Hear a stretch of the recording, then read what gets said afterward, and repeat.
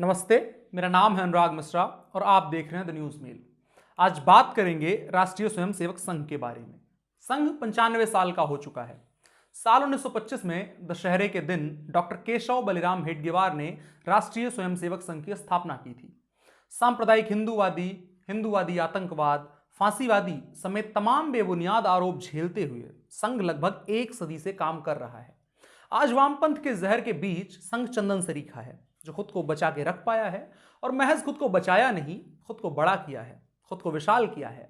दुनिया में शायद ही किसी संगठन की इतनी आलोचना की गई होगी, वो भी बिना तथ्य, प्रमाण और तर्कों के, जितना वामी और नेहरूवादी दृष्टिकोण के लोगों ने संघ की है। मगर जब सरकारें इस देश के ढांचे को संभालने में विफल जान पड़ी, तब संघ अपनी लाठी लेकर आगे आया और राष्ट्रहित में योगदान दिया। आज चर्चा करेंगे संघ के ऐसे ही कुछ राष्ट्रहित में दिए गए अभूतपूर्व योगदानों की। सबसे पहले 1962 का युद्ध याद करते हैं, जब सेना कई मौकों पर असहाय नजर आई। तब सेना की मदद के लिए देश भर से संघ के स्वयंसेवक जिस उत्साह से सीमा पर पहुंचे, उसे पूरे देश ने देखा और सराहा। स्वयंसेवकों ने सरकारी कार्यों में और विशेष रूप से जवानों की मदद में पूरी ताकत लगा दी। सैनिक आवाजाही मार्गों की चौकसी हो, प्रशासन की मदद हो, रसद और आपूर्ति में मदद हो, और यहां तक कि शहीदों के परिवारों की भी चिंता। जवाहरलाल नेहरू को 1963 में 26 जनवरी की परेड में संघ को शामिल होने का निमंत्रण देना पड़ा। परेड करने वालों को आज भी महीनों की तैयारी करनी होती है, लेकिन मात्र 2 दिन पहले मिले निमंत्रण पर 3500 स्वयंसेवक गणवेश में उपस्थित हो गए। निमंत्रण दिए जाने की आलोचना होने पर नेहरू ने कहा, यह दर्शाने के लिए कि केवल लाठी के दम पर भी सफलतापूर्वक बम और चीनी सशस्त्र बलों से लड़ा जा सकता है। विशेष रूप से 1963 के गणतंत्र दिवस की परेड में भाग लेने के लिए आरएसएस को आकस्मिक निमंत्रण दिया गया। दूसरी घटना थी कश्मीर के विलय की।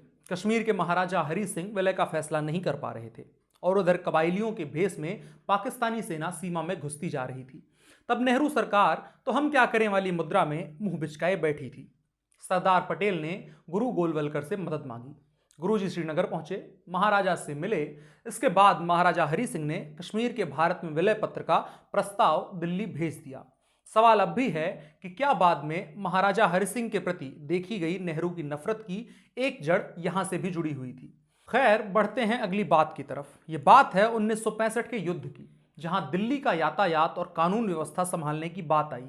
ऐसे समय में लाल बहादुर शास्त्री को संघ याद आया। शास्त्री जी ने कानून व्यवस्था की स्थिति संभालने में मदद देने और दिल्ली का यातायात नियंत्रण अपने हाथ में लेने का आग्रह संघ से किया, ताकि इन कार्यों से मुक्त किए गए पुलिसकर्मियों को सेना की मदद में लगाया जा सके। घायल जवानों के लिए सबसे पहले रक्तदान करने वाले भी संघ के स्वयंसेवक थे। जानकारी के लिए बता दें कि युद्ध के दौरान कश्मीर की हवाई पट्टियों से बर्फ हटाने का काम भी संघ के स्वयंसेवकों ने किया था। अगली बात है गोवा के विलय से जुड़ी। दादरा नगर हवेली और गोवा के भारत विलय में संघ की निर्णायक भूमिका थी। 21 जुलाई 1954 को दादरा को पुर्तगालियों से मुक्त कराया गया। 28 जुलाई को नरोली और फिपारिया मुक्त कराए गए और फिर राजधानी सिलवासा मुक्त कराई गई। संघ के स्वयंसेवकों ने 2 अगस्त 1954 की सुबह पुर्तगाल का झंडा उतारकर भारत का तिरंगा फहराया। पूरा दादरा नगर हवेली पुर्तगालियों के कब्जे से मुक्त कराकर भारत सरकार को सौंप दिया। संघ के स्वयंसेवक 1955 से गोवा मुक्ति संग्राम में प्रभावी रूप से शामिल हो चुके थे। गोवा में सशस्त्र हस्तक्षेप करने से नेहरू के इनकार करने पर जगन्नाथराव जोशी के नेतृत्व में संघ के कार्यकर्ताओं ने गोवा पहुंचकर आंदोलन करना शुरू किया, जिसका परिणाम जगन्नाथराव जोशी सहित संघ के कार्यकर्ताओं को 10 वर्ष की सजा सुनाए जाने में निकला। हालात बिगड़ने पर अंततः भारत को सैनिक हस्तक्षेप करना पड़ा और 1961 में गोवा आजाद हो गया। एक और घटना है आपातकाल से जुड़ी हुई। इंदिरा गांधी की जड़ें कमजोर हो चली थी। ऐसे में खींचकर कांग्रेस सरकार ने देश पर आपातकाल थोप दिया। ऐसे में जरूरत थी किसी ऐसी राजनीतिक विचारधारा की जो देश को एक साथ लेकर इसके खिलाफ चल सके। ऐसे में संघ ने यह जिम्मेदारी उठाई, सत्याग्रह किया। सत्याग्रह में हजारों स्वयंसेवकों की गिरफ्तारी के बाद संघ के कार्यकर्ताओं ने भूमिगत रहकर आंदोलन चलाना शुरू किया। आपातकाल के खिलाफ पोस्टर सड़कों पर चिपकाना, जनता को सूचनाएं देना और जेलों में बंद विभिन्न राजनीतिक कार्यकर्ताओं, नेताओं के बीच संवाद सूत्र का काम करना संघ के कार्यकर्ताओं ने संभाला। जब लगभग सारे ही नेता जेलों में बंद थे, तब सारे दलों का विलय कराकर जनता पार्टी का गठन करवाने की कोशिशें संघ की ही मदद से संभव हो सकी थी। अगली बात जो है वो शायद संघ पर लगे कई आरोपों का सहज उत्तर है। भारतीय मजदूर संघ, जी हां, 1955 में बना भारतीय मजदूर संघ शायद विश्व का पहला ऐसा मजदूर आंदोलन था जो लेफ्ट के विध्वंस वाले आंदोलनों के बजाय निर्माण की धारणा को लेकर के चलने वाला था। कारखानों में विश्वकर्मा जयंती का चलन भारतीय मजदूर संघ ने ही शुरू किया था। आज यह विश्व का सबसे बड़ा शांतिपूर्ण और रचनात्मक मजदूर संगठन है।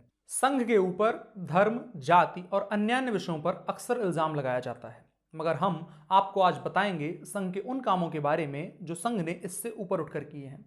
संघ ने भारतीय विद्यार्थी परिषद, शिक्षा भारती, एकल विद्यालय, स्वदेशी जागरण मंच, विद्या भारती, वनवासी कल्याण आश्रम, मुस्लिम राष्ट्रीय मंच की स्थापना कराई है।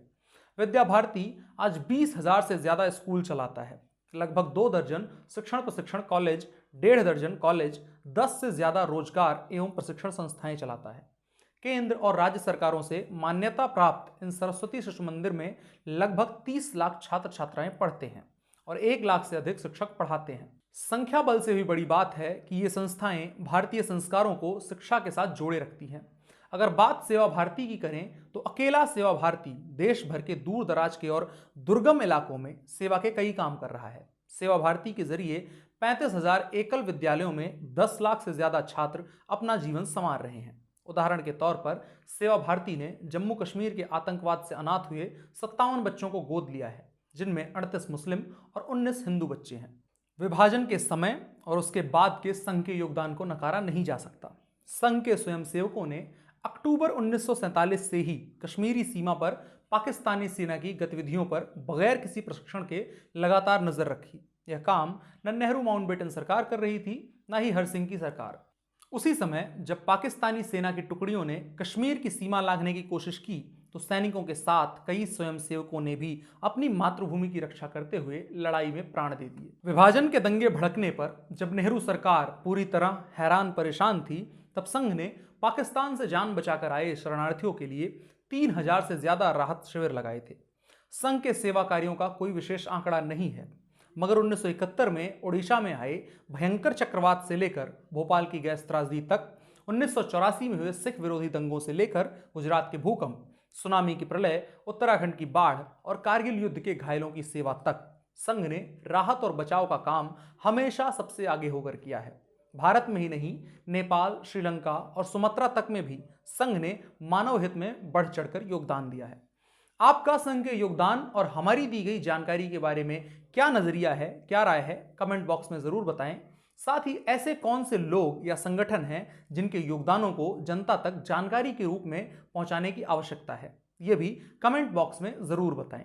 वीडियो पसंद आई हो तो लाइक करें, दोस्तों के साथ साझा करें और द न्यूज़ मेल को सब्सक्राइब करें। धन्यवाद, प्रणाम।